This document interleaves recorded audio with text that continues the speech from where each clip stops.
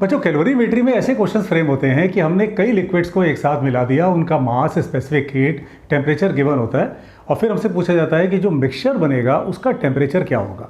आप देखोगे हर बुक में, हर असाइनमेंट में आपको इस तरह का क्वेश्चन पूछा जाता है, मिलता है और कई बार एग्जाम्स में इसको पूछा गया है। तो बेटा इंपॉर्टेंट कॉन्सेप्ट सीरीज में इस लेक्चर में हम लोग कवर करने चल रहे हैं yes mixture of liquids. Let's begin.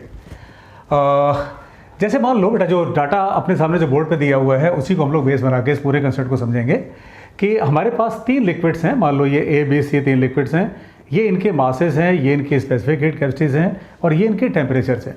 यानी क्वेश्चन हमसे ये बोले कि हमारे पास 3 लिक्विड्स हैं, तो ये पहला जो है 10 ग्राम 1 कैलोरी पर ग्राम डिग्री सेंटीग्रेड का 40 डिग्री पर है। ये 20 ग्राम 1.5 कैलोरी पर ग्राम पर डिग्री सेंटीग्रेड 50 डिग्री सेंटीग्रेड पे 30 ग्राम वाला ये। यानी ये 3 अलग अलग लिक्विड्स हैं और हमने इनको एक साथ मिला दिया। बच्चों अगर 2 लिक्विड होते हैं तब तो ये कंसेप्ट बड़ा इजी होता है कि जिसका टेम्परेचर कम है वो एनर्जी को लेगा, जिसका टेम्परेचर ज़्यादा है वो एनर्जी को देगा। वहाँ तो energy given equal to energy taken, ये कंसेप्ट बड़ा आसानी से काम कर जाता है। लेकिन अगर 2 से ज़्यादा लिक्विड है तो वहाँ पर उस कंसेप्ट को चलाने में मुश्किल होती है। जैसे यहाँ पर यह तय कर पाना मुश्किल होगा कि जो बीच वाला है यानी 50 वो एनर्जी को लेगा या एनर्जी को देगा। ठीक है, ऐसे क्वेश्चंस का क्या कंसेप्ट है, ऐसे क्वेश्चन को कैसे अप्रोच करना है। या तो आप ये मान लो कि जो कॉमन टेम्परेचर आया वो इन सबसे ज़्यादा है, या आप ये मान लो कि जो कॉमन टेम्परेचर आया वो इन सबसे कम है। ठीक है बेटा, एक बात समझ लो कि अगर आपने लिक्विड्स को मिलाया है तो ये पॉसिबल नहीं है कि ये अपना अपना अलग अलग टेम्परेचर मेंटेन रख पाएँ, यानी ये कॉमन टेम्परेचर अचीव जरूर करेंगे। तो ऐसे क्वेश्चन को सॉल्व करने की ट्रिक, कंसेप्ट क्या है, या तो आप ये मान लो कि जो कॉमन टेम्परेचर है वो इन सबसे ज़्यादा है, या आप ये मान लो कि कॉमन टेम्परेचर इन सभी से कम है।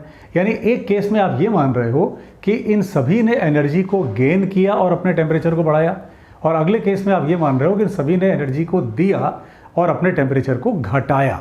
आप किसी भी एक कंसेप्ट को लेके चलो, आप इसमें ये मत करना कि अपनी मर्जी से ये मान लिया कि ये वाला जो लिक्विड है 100 वाला दे रहा है, 50 वाला ले रहा है, 40 वाला भी ले रहा है, ऐसे कुछ नहीं।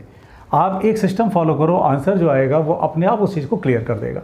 हम लोग इसको सॉल्व करने चल रहे हैं ये मानते हुए कि जो तीनों को मिलाने पर जो कॉमन टेम्परेचर आया वो इन तीनों से ज़्यादा है। यानी हमने ये मान रहे हैं कि इन तीनों ने ही एनर्जी को लिया और अपने टेम्परेचर को इंक्रीज़ कराया।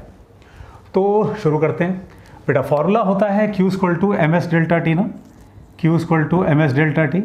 तो हम ये मानने चल रहे हैं कि इन तीनों लिक्विड्स को मिलाने पर कॉमन टेम्परेचर आया T का, इसका मतलब इसने कितने की एनर्जी गेन की होगी, मास, स्पेसिफिक हीट, टेम्परेचर का चेंज। हम लोग ये मान रहे हैं कि टेम्परेचर इन तीनों से ज़्यादा है, मतलब तीनों ने एनर्जी को गेन किया है।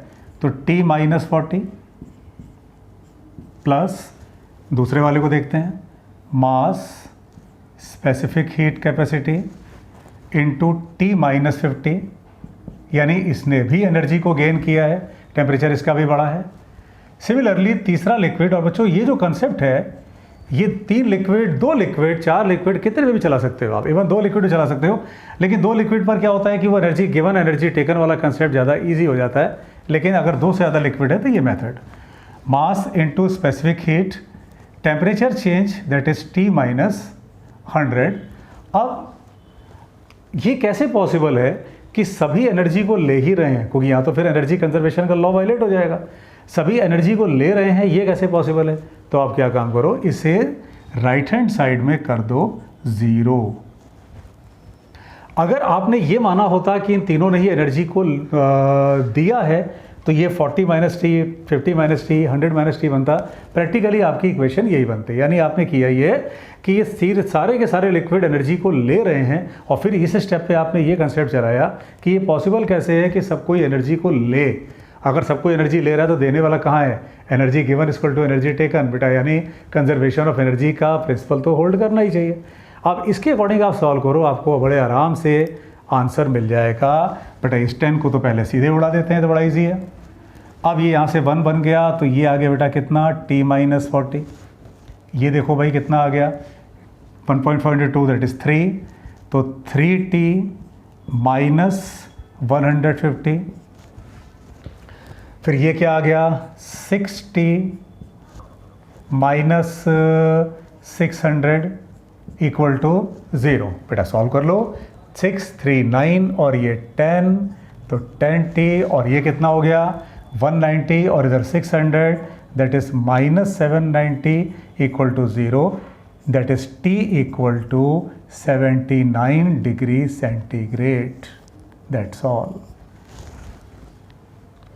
बेटा इस कंसेप्ट पर ऐसे जितने भी क्वेश्चंस हैं आपको जो बुक्स में मिलते हैं, जो आपके असाइनमेंट्स में होंगे, आप उन्हें सॉल्व करके देखना। ये जो ट्रिक है, ये जो कंसेप्ट है, इससे आपको सारे क्वेश्चन सॉल्व होते मिलेंगे। ठीक है, तो बेटा इंपॉर्टेंट जो कॉन्सेप्ट सीरीज़ है इसका लिंक, इस प्लेलिस्ट का लिंक आपको डिस्क्रिप्शन में दिया हुआ है, या इस यूट्यूब चैनल के प्लेलिस्ट सेक्शन में जाके ढूंढ लो। उसमें कई ऐसे ही कंसेप्ट शॉर्ट में, छोटे में हम लोग एक एक कंसेप्ट को लेते हैं और उसको डिस्कस कर रहे हैं, उसको उसमें अपलोड कर रहे हैं। बेटा इस टॉपिक को, इस चैप्टर को अगर आपको और डिटेल में सीखना हो तो फिजिक्स मूनशॉट का जो ऐप है बेटा उसको डाउनलोड करो। उसमें आपको काफ़ी सारी फैसिलिटीज़ मिल रही हैं।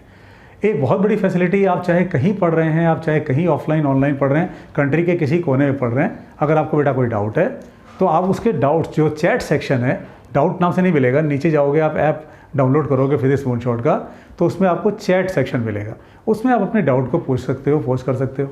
उसमें पूरी फिजिक्स का टेस्ट पेपर लोड है, चैप्टर वाइज आप उनको फ्रीली दे सकते हो, और उसमें कोर्सेज भी अवेलेबल है। फॉर एग्जांपल अगर किसी स्टूडेंट का मान लो ये वाला पोर्शन यानी कैलोरीमेट्री वीक है, तो बेटा उसमें थर्मल कंडक्शन एंड कैलोरीमेट्री ये दोनों मिला के बड़े नॉमिनल प्राइस पर मौजूद है। इसी तरह से electrostat, simple harmonic motion, circular motion, बहुत सारे चैप्टर ऑलरेडी लोडेड हैं और कई चैप्टर उसमें और लोड हो रहे हैं।